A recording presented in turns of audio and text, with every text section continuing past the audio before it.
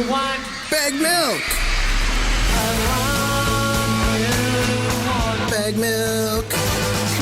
Baggedmilk. Oh, I swear. Oh, Baggedmilk. And I'm hungry like Baggedmilk. How much do you hate the All-Star break? Oh, it's painful.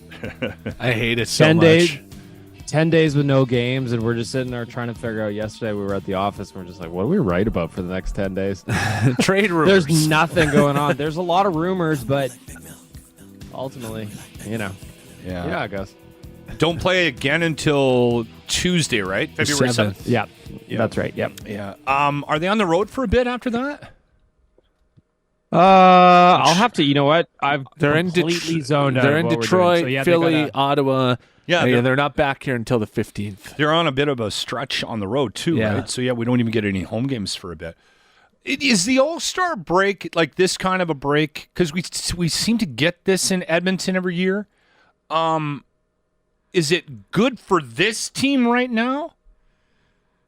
You know what? That's interesting you say that, because I wrote about that last night at OilersNation.com in my random thoughts article, where they were absolutely rolling. They had points in 8 straight games, and then they go into this 10-day break. And listen, I am not a 20-something millionaire, but I have been on vacation with very few responsibilities, and I know what that can do to the old body. So to answer the question, I don't know. I wish they would have been able to keep rolling and keep the good times going. But at the same point, it's the bye week. They get the vacay. I know what happens on holiday. I know that the boys are down in Cabo, so Having a good time. we'll see what happens. We'll see what happens. Is it the best time? Probably not, but they're having a good time. I guarantee that. Grant said that. He said, I don't know if this is a good idea. Well, when you're on a roll, right? You just got her figured out. You're keep the winning streak. You kind of just want to keep playing sometimes, but yeah. they need a break That's my too. thought too. That's Yeah. my thought too. I wish they would have able to just keep coming. I wish this bye week would have happened when they were winning nothing back in November, December. But way she goes. This does seem like a different team. Not that I'm trying to make something out of nothing here. There seems to be a different level of focus this year. Yes. And determination. And they seem more annoyed at losses, right? There's less apathy. So maybe this break will actually benefit them. Maybe. I hope so. Trying to find a I positive. think that you're right, that they're playing at a different level right now. They're playing a much more structured game. They're playing a much more defensive game. They're getting some depth scoring from throughout the lineup. It's not just Connor and Leon and Nuge and Hyman carrying the mail everywhere. So there's a lot of things that look different over the last little stretch leading up to this break. And that's kind of why I'm with Grant, where I just kind of wish they could keep it rolling and keep the good times going so that they don't stutter step their way back into the schedule. Because when I'm looking at the schedule right now, they've got some winnable games on the road coming up against Detroit, Philly, Ottawa, and Montreal. Yeah.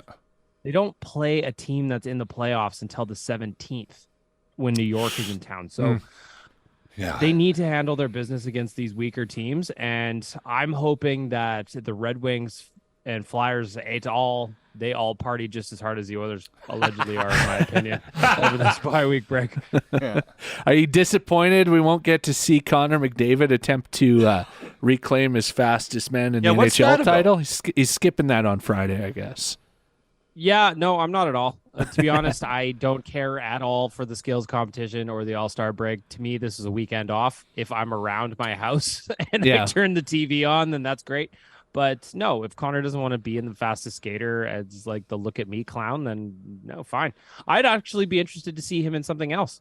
Like, I'm curious to see which other event they're going to put him in now that he's not in the fastest skater. Accuracy The shooting. The shooting one. I'd like one to with see the him in. targets. Oh, that's perfect. I'd Yeah, love to see I him don't in know that. if he's doing that, but that's I think what he should do. No, I think that's what he is. Is he? Yeah. Okay. Yeah, I could be wrong, but I heard something about that. I'm like you though. I don't watch the All-Star game, but I will watch the skills competition if I'm at home not doing anything. I'll turn it on. Yeah, if I'm home and I'm not doing anything, Yeah. but then I will. But like, if I got a fresh episode of MILF Manor, then I'm gonna watch that instead. I got priorities. To me, the All-Star game was better when it was North America versus Europe. Yeah, That was a lot of fun. this new format is annoying. I don't like it at all. Bring back the draft. I had so That was much a good fun time. watching these guys draft each Did other. feel bad and see for who Phil went Kessel. last. Yeah, it was great.